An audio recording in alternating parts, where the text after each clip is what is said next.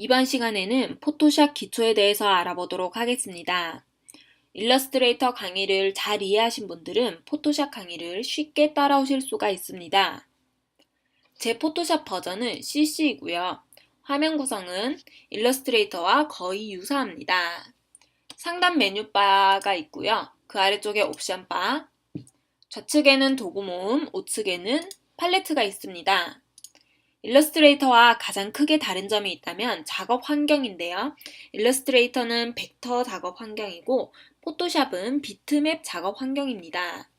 그럼 포토샵에서 새로 파일을 생성해 보도록 하겠습니다. 상단 메뉴바 파일 가셔서 뉴 가시면 이런 설정창이 뜨는데요. 단위는 그대로 픽셀로 유지를 하시고 가로 세로 높이 적어주시고 해상도 체크를 해주시고 컬러 모델은 저희가 웹에서 사용을 할 거기 때문에 RGB 그대로 유지한 채로 레이어를 한번 생성해 보도록 하겠습니다. 이렇게 우측 레이어 패널에 보시면 레이어 하나가 추가가 되었고요. 혹시 레이어가 보이시지 않으시는 분들은 상단 메뉴바 윈도우에 가셔서 레이어에 체크를 해주시거나 F7번을 눌러주시면 레이어 패널이 생성이 됩니다. 현재 레이어 패널은 백그라운드라고 적혀 있고 이렇게 잠금 장치가 되어 있습니다. 잠금을 해지를 하시고 싶으시면 얘를 더블 클릭을 하신 후에 OK 눌러주시면은 위에 비활성화되었던 메뉴들이 활성화가 되었고요. 또 하나 여기 백그라운드라고 명이 적혀져 있었는데 레이어 0번으로 바뀌었습니다. 레이어를 추가 생성을 하시고 싶으시면 이렇게 레이어 버튼을 생성을 하시고요. 현재는 레이어가 위에 쌓였는데 보이지 않고 있습니다. 빈 화면에 PNG 상태를 나타내고 있는데요. 제가 여기서 페인트 툴로 이렇게 컬러를 삽입을 하니까 위에 쌓여져 있는 것을 확인하실 수가 있습니다. 한 번 더 레이어를 생성을 하셔서 이번에도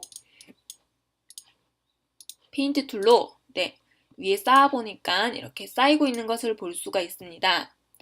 레이어 2번에 눈 아이콘을 끄면 레이어 1번이 보이게 되고요. 레이어 1번에 눈 아이콘을 끄면 레이어 0번에 화면이 보여지고 있습니다. 레이어를 삭제를 하실 때는 여기 하단에 휴지통 버튼을 클릭을 하시고 이런 팝업창에서 Yes를 눌러주시면 레이어가 삭제가 됩니다.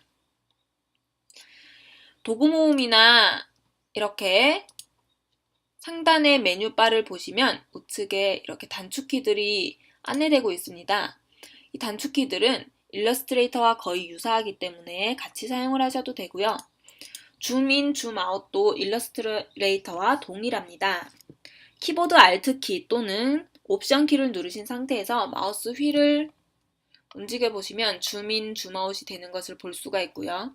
키보드에서 스페이스바를 누른 상태에서 이렇게 드래그 해주시면 화면을 이동을 할 수가 있습니다. 이 부분은 많이 연습하시면 자연스럽게 잘 되실 겁니다. 그럼 여기서 저희가 저장을 한번 해보도록 하겠습니다.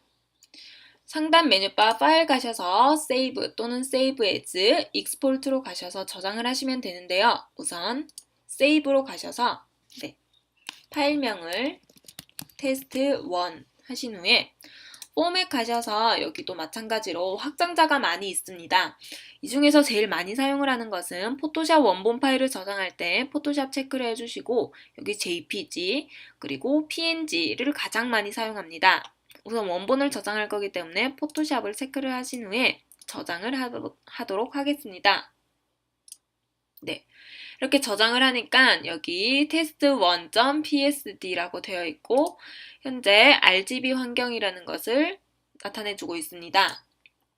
그럼 이미지 한 장을 불러와 보도록 하겠습니다.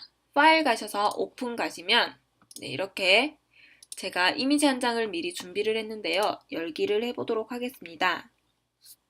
열기를 하신 후에 이제 포토샵의 용도에 맞게 사진의 보정이나 합성의 작업을 해주시면 됩니다.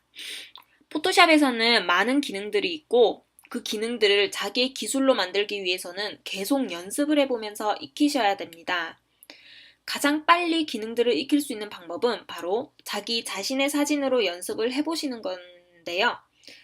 다음 시간에는 간단한 사진 보정 방법에 대해서 배워보도록 하겠습니다.